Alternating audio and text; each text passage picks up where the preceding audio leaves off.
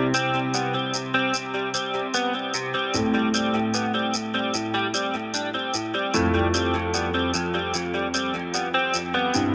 there, I'm Brian Grollo of MediUSA, and I'm your host of the Magenta Lounge podcast. And you are about to listen in on some great information brought to you by MediUSA. And I'm excited because I think we've got some really incredible guests coming to the table that we can get to know a little bit, hopefully learn a whole lot more from. But I need you to know a few things before we get started, and that is really that the information and the education that we bring to you in this program may not be the opinion of MediUSA's or even mine for that matter. Nonetheless, I think you're going to hear some great information and some great protocols, and they are going to be inspiring. And if they do inspire you, bring them back to your care teams and your physicians and decide that collectively. No one is here to tell you to override a physician's order or a whole team's assessment, right? We always want to make sure when we hear new information, we're doing our own intel, we're doing our own research, and we're bringing it back to a team of people that are in agreement with that. So I'm excited to get started. Again, thank you so much for being here, and I look forward to bringing you all these programs. Hello, everyone, and welcome to the Magenta Lounge. I am your host and friend, Brian Grollo, and I'm the Director of Clinical Education here at MediUSA. My goal is simple. I literally just want to pass along good information that you can utilize and walk away with that's going to help you treat your patients better and set them up for lifelong success. There's a lot said in doing that, easier said than done, I should say. And my journey in lymphedema started years ago in 2003, and the answer to that question I've been trying to answer for many, many years. How can I set patients up with the best long-term situation? And also, how can I treat patients better? What are the updated protocols? What are the best approaches? All these questions are out there, and I don't have all those answers. But through the years, I have met tremendous people, and I want to bring those people here on this program so that you can learn from them as well. There's so much to learn from so many different people, and they all have their passion and their expertise, and that's what it's all about, and that's why we're here today. So I'm excited to introduce you to my guest today, whose name is Denise Comiskey. Denise has an approach to lymphedema that I find to be very unique and very necessary. One thing about Denise is that she has not forgotten her roots as a therapist first. She's, yes, a certified lymphedema therapist and LANA certified. She's wound care certified. She does vestibular rehab, and she has her own practice. She does so much on her own, and she does all of it excellent. But in talking to her and the time that I've got to spend with her, I've just realized, wow, these are some really good insights that I think a lot of us could learn. So with me today is Denise. Denise, welcome to the Magenta Lounge. Thank you so much for being here and making the time for us. Thank you, Brian. I'm very happy to be here. Nice. And we get to talk about lymphedema. Yeah. I can do that all day. Yeah, all day. Yeah, I say the same thing. Yes. And I say that, and I think people think I'm joking, but actually, it's kind of what we do. We've Yes. thrown our energy and life into this. Yes. So yeah, I literally could talk about it all day, but don't worry. We will not do that. We'll condense it down. Okay. So, Denise, like I ask everyone I ask everyone their story, because I feel like ending up in lymphedema is a one-off. Even though there's more of us out there, and you've made more of them, one thing I forgot to mention is that you're an instructor for the Norton School of Therapy. We'll get into all that stuff. Okay. But goodness, finding the niche of lymphedema in itself. Tell us your story, how you got here, and we'll dive in. Yes, it was, like you said, many moons ago, but I do remember the patient distinctly. I was doing mobile care. I was going into patients' homes. One patient in particular, I went in. She lived alone. She was getting wound care from nursing. And I went to do something with her, transfer, and I just remember both of her arms had gauze wrapped around it, but just this clear fluid just started leaking out. And I thought, okay, whatever the nurse did wasn't working. Mm-hmm. Several visits later, it was the same thing. It was just bandaged, but soaking through her clothes. And this was probably mid 2000s, 2007. Like, we're in the 21st century. Yeah, We right. have to have a better treatment for this. So I started seeking out, what is it? Fluid, what is this swelling? And it led me eventually to 2009 when I became certified in lymphedema therapy. Nice. And I've been treating patients with lymphedema ever since. That's so awesome. And I love that it all started with a need. You were treating a patient who had something you didn't quite know how to treat. And you didn't just pass it off to somebody else. You said, I need to figure this out. Right. And that sparked a whole bunch of other things to get you to where you are now. Yes. Also, you mentioned the wound, and I have that. I also have that same story of like, okay, 3 months into being certified, I have this gigantic venous leg ulcer on the table. No idea what a venous leg ulcer is, by the way. I just know that it's a wound, and there's hyperkeratosis all around it. Again, I didn't know what that was either. Yeah. And I'm just like, oh my gosh, what do I do? Fortunately, I had a good mentor in those days, and but I know that for me, I had the same kind of thing of like, I have a wound. Yeah. I could call someone else and refer, or I can Right. figure this out. Right. And I love the figuring out part. And that's the investigative. That was the detective work. But this person was already getting people in, so it wasn't even trying to pass off. They were already being passed off, and you're like, yes, the buck stops here. Someone has to do something. We could do better. Yes. And I can figure that out. Yeah. For sure. Yes. I love that. That's really cool. So tell us a little bit about your lymphedema career. Okay, so you have your own practice. Yes. And I know you started that brick and mortar recently. You can tell us a little bit about that, but also want to know about your journey in being an instructor of lymphedema. So for those of you out there, if you are Norton trained, there's a good chance Denise here has been your instructor. So hopefully for those of you that have been trained through Denise, you already know what a wonderful instructor and wealth of knowledge she is, but give us a little background on that. So treating lymphedema for many years, seeing wounds. That's why I also got my wound certification. Not something I thought I'd go into, but something you just stumble on and you have to do it, which I love now. But I was doing mobile therapy for a very long time, and I wasn't able to see more people, so I couldn't help more people. I can only see so many. The drive was starting to get longer. I couldn't add any more people onto the day. So after more than a decade of doing mobile care, I decided just to take the leap and do the brick and mortar, which we've had open now. And I love. I mean, I see so many more people. I can do many more things.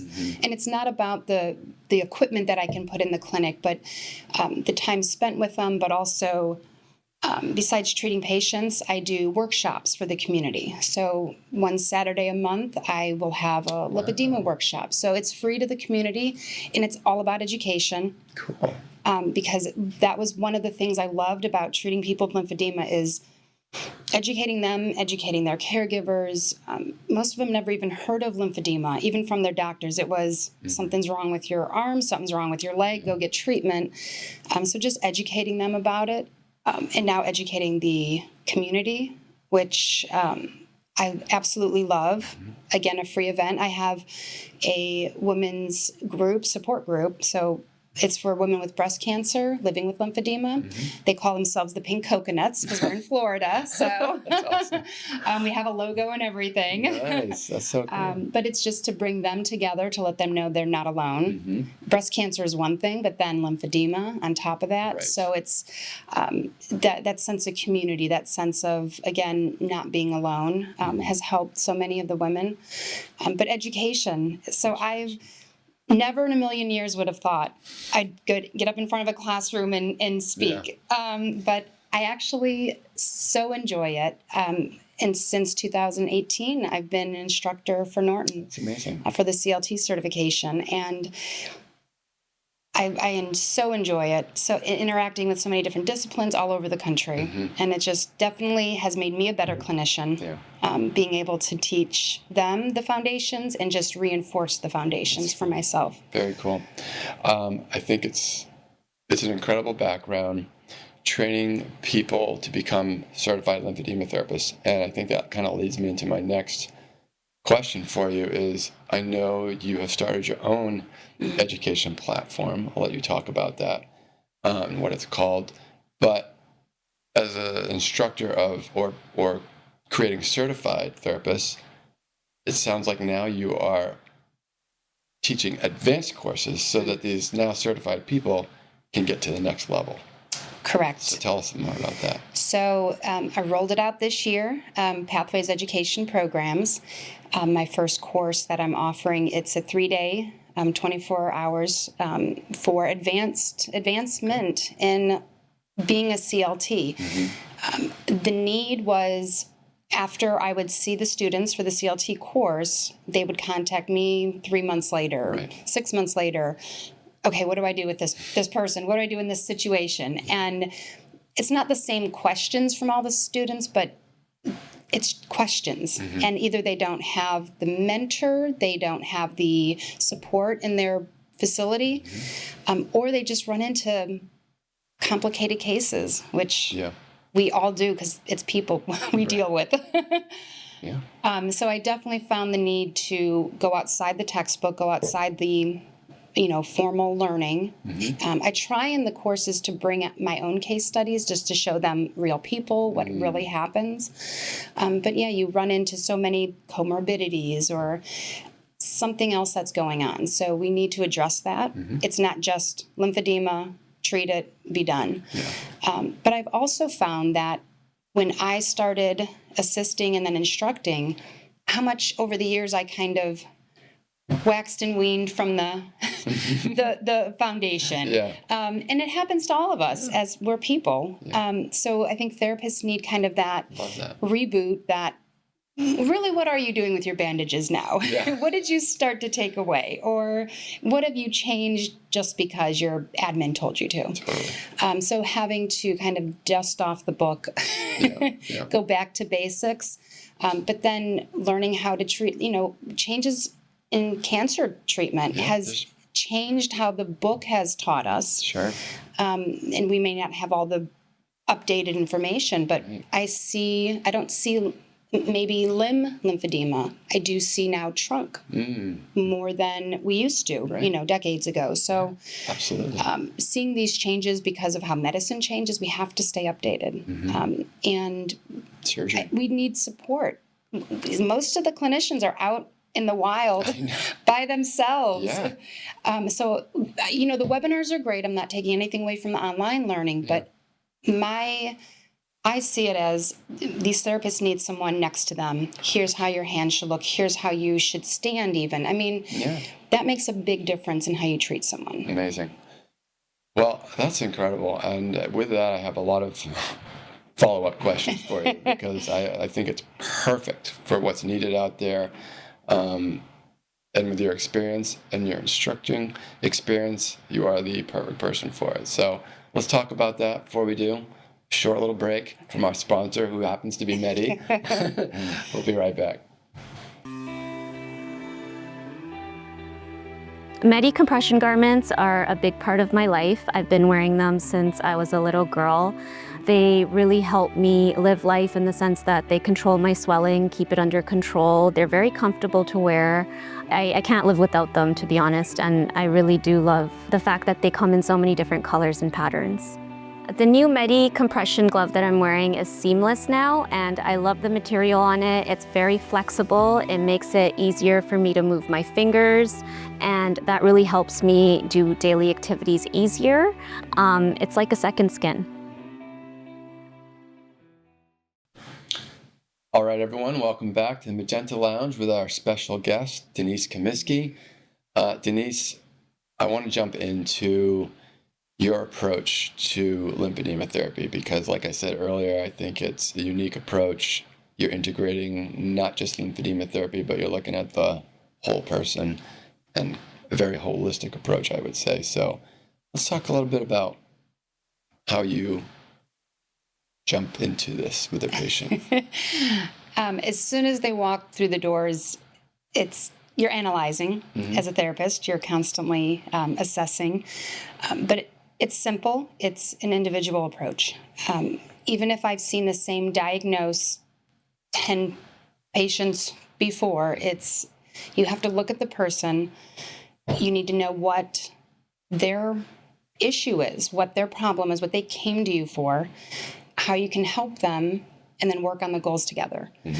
And again, it's not just swelling or the wound. There's other issues going on. Again, they're people. So, they have the mobility. Maybe they're socially isolated. Maybe they're falling. There is something else as therapists that we can and should help them with. And sometimes that's priority. I've had people, their fall risk was too great. I couldn't bandage their leg. And that was okay, because I worked on the fall risk. I worked on their balance, their strengthening. I think we, as therapists, and maybe it's from administration, I don't know, but we want to jump in and just do our MLD, do our bandaging, and then move them on. Right. But you can't, because they have so many other problems. Maybe that's what got them there, into this situation. Right. So every person should be treated as such, as a person. And you can include CDT as part of it, and that's a big part, but that's not the only part. I typically will see someone, I do the evaluation, it's all education. I do my measurements, my assessments, but I find out, okay, what are we trying to get? We trying to reduce? Are we trying to get the wound healed? Or are we just sticking to maintenance? We want to just preserve the limb and not let it progress. So it depends on what our objectives are. Yeah. If we're going to reduce, then we need to just step into CDT if they're ready for it. And I talk to them before they come for a visit, before I even touch them, are you ready to commit? If you're not ready to commit, we need to find a time you are, because I can't be the only one giving in this situation. So we talk about, maybe someone is going on a cruise in a month and they can't commit until after the cruise. Okay, come back. Yeah. I've had some people, I need to find transportation. Fine, come back when you have transportation. We try to help them as much as we can. I have an awesome person in the office. Oh, yeah? Tell us about that person.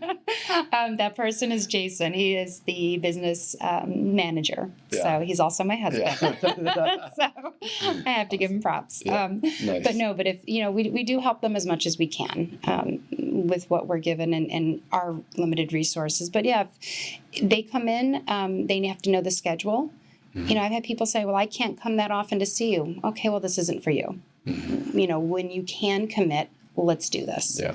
But I'm not going to water down a treatment just because I got to fit around their soap opera times or whatever. Yeah, for sure. They want to make an excuse. This is health. This is for their health. This is long term. This isn't going away. So when they're ready, I'm here for them. And I tell them that. You can come back anytime. If they're ready to start, we get them on the schedule and we just, do the whole CDT. Yeah. I think it's pretty obvious that you're a lymphedema therapist, you're seeing lymphedema patients. Obviously, the goal is to reduce.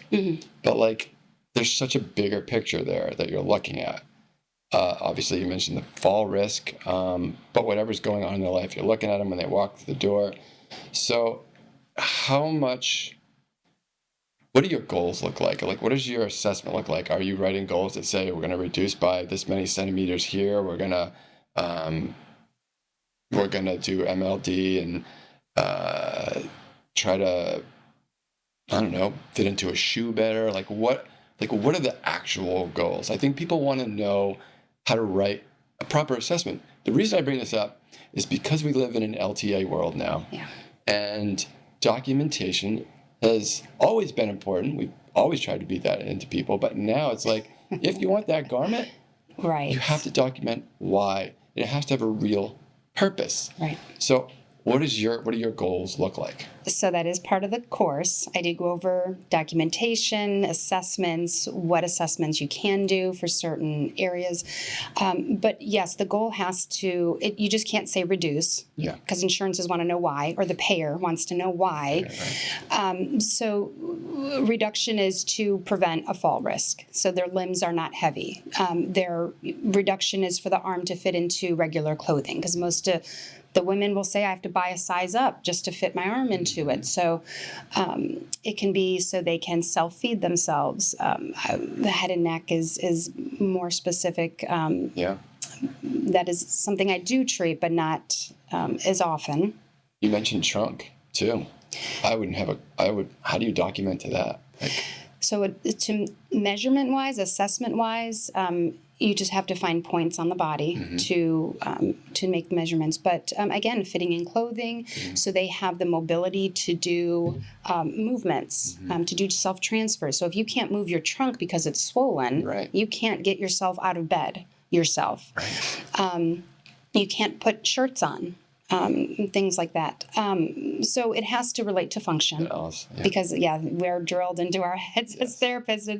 And, the wound, why does the wound need to be healed? To prevent infection, but also so they can go out in public to go to the grocery store. Or so it should all be tied. Skincare is always a goal of mine. If I'm doing edema reduction, but why? So they don't fall when, they can put their shoe on.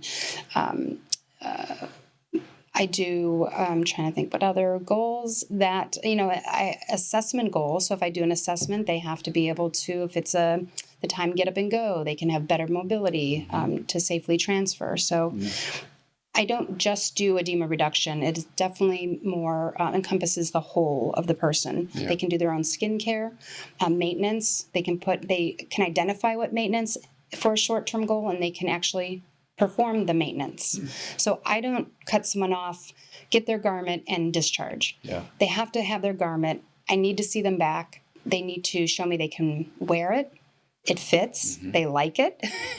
Nice. I typically will see someone through the intensive phase, but as an outpatient clinic, I see them 90 days. I will typically see them for the whole time. I titrate the visits down so I don't see them 5 times a week. That's only initially. We go down to 3 times. We transition to maintenance. And then once they're in maintenance, they can come twice a week. Yeah. Usually I'm working on other things, though. I start working on their balance. I start working on their strength. So your typical protocol for standard lymphedema patient is you start off at 5 times a week. Yes. And again, I say this during the evaluation with my patient because, yes, they can scoff at that. Yeah, right. You want me to come how often? When I put the bandage on the limb for reduction, the limb will reduce, but the bandage does not reduce that much. And so if I bandage someone Monday and don't see them until Friday, their limb will reduce, but by Friday it's going to swell back into the bandage. You have no gains. Right. So when you hear people, I've been 6 months at a clinic with bandaging on. Yeah. You probably have, and you haven't probably reduced much. You have to do the 5 times. You have to get that. The biggest bang for your buck is 5 times a week. Yes, the weekend. I hear that a lot. Yes, wear it. I don't work weekends, and you have to wear it until Monday. Other things can come into play for the weekend. But you will see that biggest reduction the first week. I measure every week. If I don't see a reduction, I stop what I'm doing and I have to change. I tell someone, I'm not going to just treat you to treat you. If you're not reducing, we're not improving, we have to stop and see what else is going on. So the first 2 weeks are typically 5 days. At that point, usually the second week, they don't reduce as much. Or if they're willing and they're still reducing, we do a 3rd week. And then as soon as we have that slowdown, that plateauing of measurements, then we can go down to maintenance. We switch to it, but I still have to bandage, which means we come to some agreement on what we're going to order. At the end of the intensive, I'll measure for custom, for Velcro, for whatever they need, and then I still bandage them to maintain that reduction. Most of the time, they don't have anything to go into, so I still have to bandage them just to prevent that edema from coming back. And then once they get all their supplies, again, We can go down to twice a week, but I got to make sure they're wearing it like they say they're supposed to, that they can get it on and that it's working, because they can wear it and maybe the first week it doesn't work. Excuse me. So then I know, okay, we need to do something different. So it has to be a maintenance that works as well. Yeah. And within that scope of practice, you're addressing lymphedema, but you could also be doing balance training or regular OT. Correct. Implemented into that treatment. So it is fully comprehensive of, yes, you're an OT, yes, you're a CLT, but you're merging all of it together into one approach. Right. And so depending if the CDT would become primary, we do the 5 times a week. But once we start going down less and less, switch to maintenance, then you start to work on, how is their strength? Are they reaching? Are they able to functionally move and transition? So, yeah, we work on just stretching, just to get that sock on, to bend over, make sure they're cleaning between their toes, make sure they can lift their arm over their head to get the microwave. We start working on more traditional therapy. Nice. Well, that's amazing. I think that's so important for everyone to know, just because I think we learn to be CLTs and we go after that, and there's just so much going on with an individual. You do have to just take every patient and customize their treatment. Right. So that makes total sense. Very good. All right. Medi USA welcomes some amazing new additions to our custom circuit profile line. With enhancements like the Easy Grip panel on the sole of the foot for safe mobility during the night hours, slim channel foam in addition to our classic channel foam for a slimmer fit, the option for soft foam as well as classic foam to address variations in fibrosis, and the ability to integrate our Easy Band and Easy Band Lift for endless adjustability, our nighttime compression is more comprehensive than ever.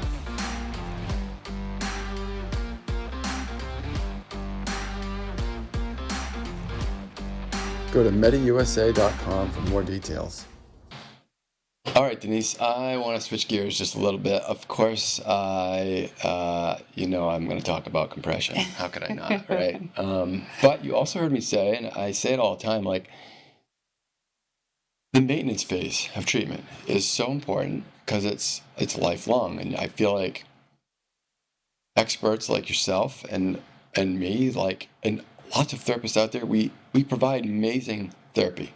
We do a great job, limb reduces, but then we have to shift that to the patient, and that is a task within itself, and really difficult. I mean, so many, there's a lot of different choices out there in compression, but there's also a lot of different aspects about the patient that might hinder them from going into the compression that you might want them in. Right. There's just so many aspects about it, and I want to talk about it. I want to talk about how you look at setting someone up for their maintenance phase and what choices you might offer somebody, or how you just decide all that. It's a big question. It is. But I take that from the very beginning. The first visit that I see someone, again, my evaluation is mostly education, but that's exactly what I go into. I start talking to them. The reduction is the easy part. Mm-hmm. The maintenance is what we need to start talking about. Yeah.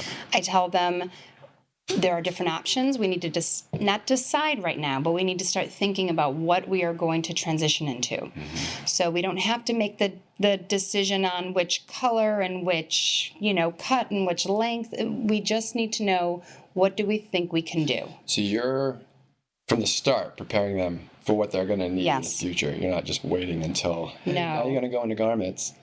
No, because the education, they need to know what they're getting into. Yes. If they come and they think, I'll just get my massage and bandage and be done in a week. No. Again, this is lifelong. Yeah. And I'm here to help them. We can make that decision together. Mm-hmm. It is ultimately their decision, their and their families, their caregivers, but let's start thinking about it so this can be an easier transition. Mm-hmm. Because this will happen quickly once we reduce. I need to get measurements, I need to get the order out, and then it needs to come in. They need to start wearing it. So we have to look at a lot of different things. Ideally, I think for most people with swelling, flat knit is pretty much the gold standard. Mm-hmm. But you have to take into consideration what they can do, their lifestyle. So if they can't pull on a thigh-high flat knit because they're 80 years old with arthritis, Mm-hmm. we need to think something else. Yeah. So there's great products out there. Outside of flat knit, we can do Circade, we can do Velcro. Mm-hmm. Again, we can do combinations of it, but it just depends on their ability. And really, in the end, what are they going to do? Right. You brought up flat knit, which is awesome. I love flat knit. It's our go-to at Medi. We do a lot of talking about our flat knits, and we talk about it in terms of containment. But I think there's still a lot of people that are maybe utilizing circular knit. Any comments on that? Yes. Circular knit is really not meant for people with swelling. So there's usually the two most common complaints when someone, I bought this online, I bought this at the store. I have pain at the ankle, the instep, because it's digging in. I have pain at the top because it's causing this tightening, this tourniquet. Those are common, I think, across the board. Yeah. They don't fit right. They don't contain them. They wear them. They're like, at the end of the day, my foot and my ankle are still swollen because the containment's not right. Containment. So circular is really meant for legs like yours or mine. The flat knit is for someone with swelling. Not only is it custom made, but it prevents the digging in, it prevents the tourniquet, and the containment is such a big deal. And I show my people that are in my clinic, I have the two different kinds. I show them what the circular feels like, looks like. I have them touch it, what the flat knit looks like. So the containment on a flat knit, I explain it to my patients that if you have a pitcher of water and you pour that pitcher of water into a plastic bag, that bag is going to expand with the water. It won't leak, Right. but it will expand. You can take that same pitcher, the same amount, pour it into a glass cup, and that wall doesn't move. That containment is going to hold. And that's the flat knit. The flat knit is the glass. It's going to keep that swelling from happening after 12 hours of standing on your feet. That's an incredible visual and so accurate. Gosh, that's a mic drop right there, because it's like what we spend so much energy teaching people at Medi, and I'd love to get that word out there. It's nice to hear it from you, because it's just singing our song, the amount of energy we put into that. We know containment is an ingredient that's been missing from compression for a long time, and we're talking a lot about it, but we still see a lot of people choosing circular knits. So I think we've got to tip that. And it's the education. And again, it's big for me. I think if you can educate them, tell them why, that helps them make better decisions. Yeah. Because if you just tell someone to do something, they end up usually not doing it. I was never that way. So if you give them, you give them the information to know the why. Yeah. They're more likely to follow through. Why? Absolutely. That's where the education to me is everything. You can educate how and what, but if you educate to the why, you're getting at a different outcome. And you need to bring it to their level, whatever their level is. If I've treated surgeons, I've treated someone that's never had a high school education. Yeah. So you have to make sure they understand. So same with teaching, other therapists, CLT. It's if I can't make them understand, I didn't do my job. Yeah. And just me saying words is so different than having you actually understand what words are coming out of my mouth. Yeah.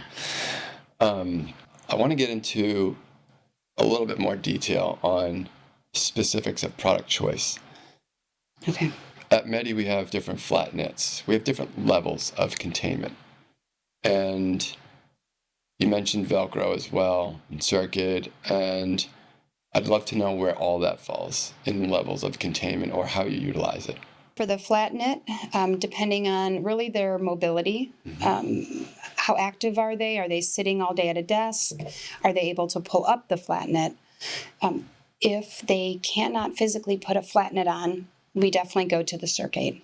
The Velcro, but again, I don't just give them a Velcro, the Circuit, and say, here you go. Here's your maintenance. Yeah. They need to come back. I need to make sure they're pulling the straps correctly. Mm-hmm. They have the sequence down. So again, you can't just discharge someone with a garment and say, that's it. You succeeded. You graduated. You're done. Mm-hmm. They need to come back because over time they start to lose how to put it on right.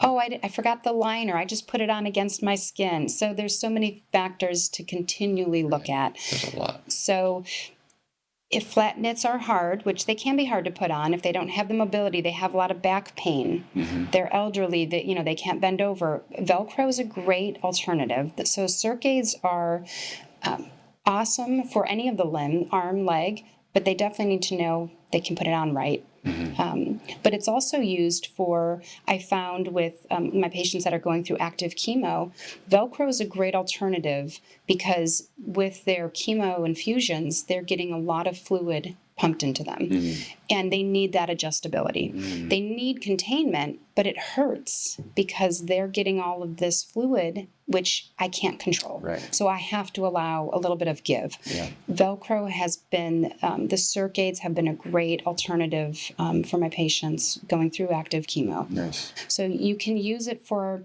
not just your elderly. There's so many other things. It's great over wounds. Circade is a great product over wounds. Mm-hmm. And then you can use that for nighttime or Mm-hmm. for their maintenance in that aspect. So you do have to, you can do a combination. People can get flat knit and Circade. Yeah. Yeah. So don't be afraid to use both, to have both. Nice. Yeah. Adjustability to me is a big deal when you're dealing with fluctuations. And I always have kind of taught that somebody can determine how swelling is going to respond based on what the bandaging is, right? If Yes. they have a fast reduction, if they have a quick refill, you're assessing how bandaging goes. You're assessing how the decongestive phase goes, depending on what your tool is for decongestion.